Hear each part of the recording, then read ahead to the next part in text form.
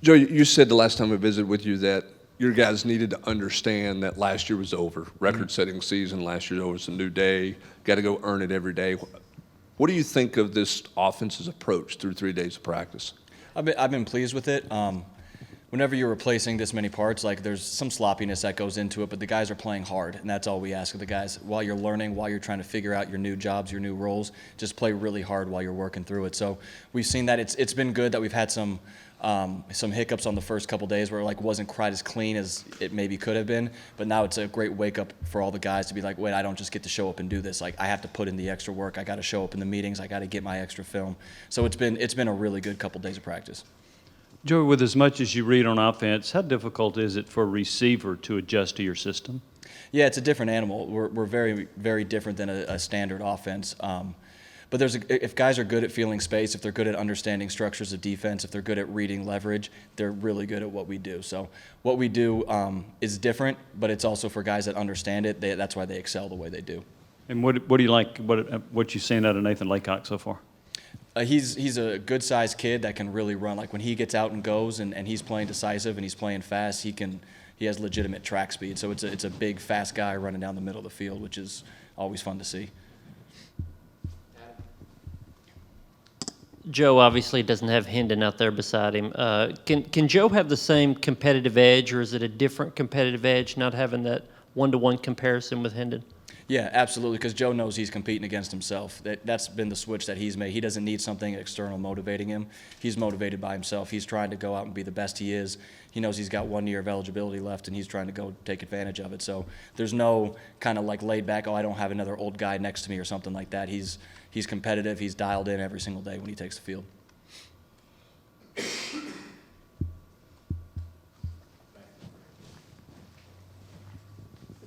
One of the new midtermers you did not get a chance to look at in bowl practice was Ethan Davis.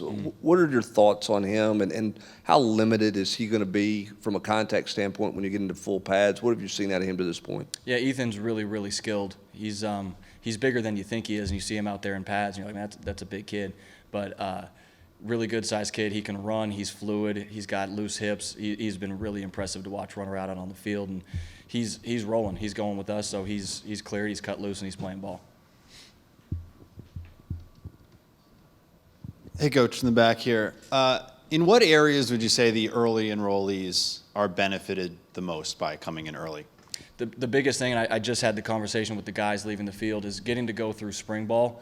It allows you to just make mistakes and fail forward. So when you get down to fall camp, when it's time to start getting ready and the real bullets are about to start flying, you're not making those initial freshman mistakes of just trying to figure out what is actually going on, what's my call, seeing the signal, getting my cleats in the ground, all that type of stuff. You get to do that now. So now when you take the field in August, coming back for fall camp, you get to just go play the way you know how to play. You're not trying to figure out what's going on. That's the biggest advantage that you get. You get to fail forward every single day. Joey, when I watch Joe Milton against Clemson, I'm thinking, man, if he'll play that way in 2023, that's good enough.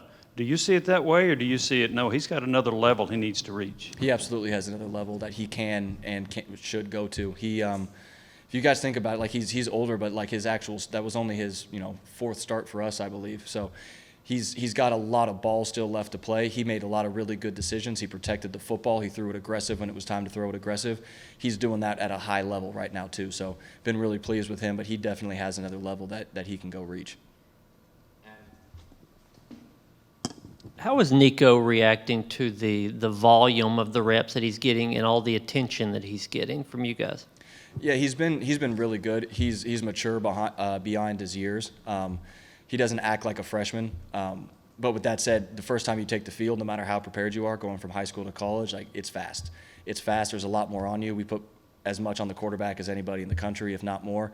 So it's a lot. He's handling it well with a great attitude. He stays positive. He competes at a really high level, and he just lets his athleticism take over too, which is fun to watch. So he's been great. But it is hard. It's people forget how hard it is to come in and play as a true freshman here at any level of college football. It's just a different animal. Joey, following up on Nico, you talked in the past about wanting him to go out there and kind of rip it and let it play and not be timid this spring and then come back and correct it. What has he been able to do that through 3 practices, and what's the process been like He has when you get back to the meeting room Yeah. and go over those things? Yeah, absolutely. No, he's that's been my focus from the whole time. Like telling him, like I just said, you're going to make mistakes. So awesome. Now that we know that, there's no reason to play timid. If we know we're going to make this mistake, we're going to throw some picks this spring as we're learning and figuring out new defensive structures. So there's now nothing to play timid about if we already know that's coming.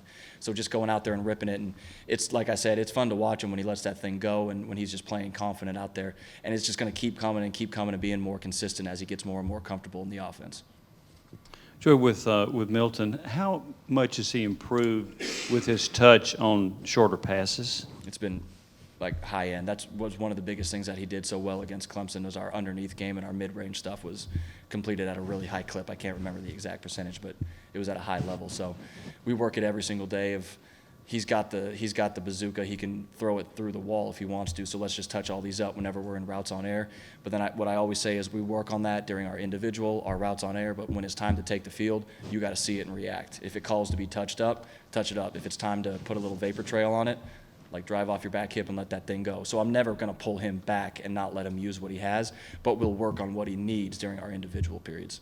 Do you ever talk to him about, I know you can throw an orange a long way or a basketball a long way, but I don't really know if I want to see you do that. I don't ever want to see it again. No. Why not? Well, that'd be a funky way to have something odd happen, throwing an orange. 2 more questions. Brent, then How do you coach the mentality of, whether it's a quarterback or another position on offense, to rip it, cut it loose, don't be afraid to make a mistake, and not let that become habits where a guy's just a gunslinger or a guy's taking unnecessary risks in the fall? How do you handle that in spring and transform that in the fall? One of my sayings I always say to my guys, there is an absolute difference between aggressive and reckless. Aggressive is you see the defense, you know what you're getting, you got somebody and maybe a tight window, and you're going to drive it on them because you know you can, you're in your fundamentals, you're on time, and you know what you're getting.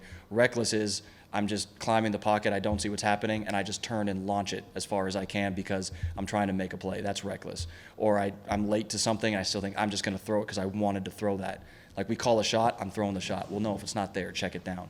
So there's an absolute difference between aggressive and reckless. We hit that every single day with them. I want them to see what they're supposed to see, get their body in the right position, and then aggressively drive it. But if you're late, if you're off timing, if you don't know what you're getting, you don't just get to rip that thing down. Now you got to find your back, find your tight end, find the check down, drop that thing down. So it's a completely different animal, but they are coached that way. And in the same breath, when they do make a mistake that's aggressive, you can't tell them to be aggressive and then chew them out for making a mistake. It doesn't work that way. You have to let them make their mistakes as they're playing aggressive and then coach the mentality through it of let's make sure we're not just predetermining what we're throwing here. There's a difference between that and seeing what I'm seeing and reacting to it. with Nico's transition from high school to college, is there a bigger gap of the learning curve in what he's seeing from high school defenses to now what he sees, or from a high school offense and what he has to learn here? That's a good question. It's probably pretty similar.